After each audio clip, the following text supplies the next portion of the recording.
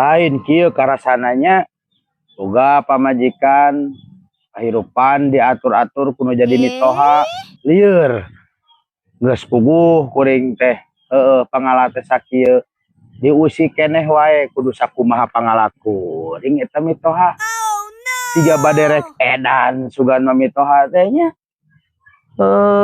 lieur karasana Kelang tuh Kang Nyai ngadenge dan Nyai boga ceuli. Naon maksudna nyebutkeun mitoha edan? Ye lain maksudna nyarekan ka mitoha. Ieu nyi kuring teh. Jadi diatur-atur wae rumah tangga jeung Nyai teh ku kolot Nyai gitu. Tah, sangkan kuring mung diatur kumaha lamun urang pindah wae gitu ulah ngahiji bareng jeung mitoha darungsing ka Akang lagi atuh Nyi. Lain kitu carana Kang, da mitoha teh hayang anak-anakna teh sukses. Doraka sia Kang nyebutkeun mitoha edan sia hayang kena katulah. Yeuh, nu kumaha heula Nyi, nu kumaha heula nu nyebutkeun doraka teh. Aya anu doraka cek paribasana naon urang anu nyeun pola sorangan. Da ieu mitohana model kitu mah anu kudu dipidorakakeun atuh.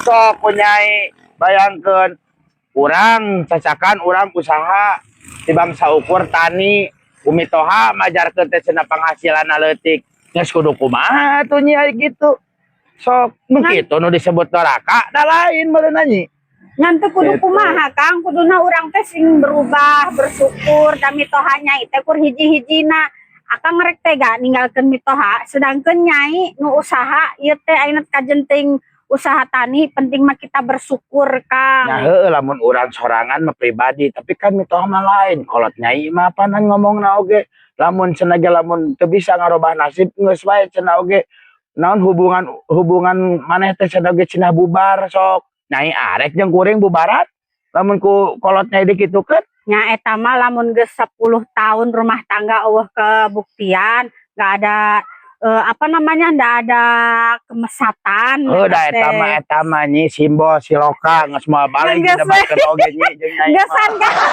10 tahun mah gesan kan kawin.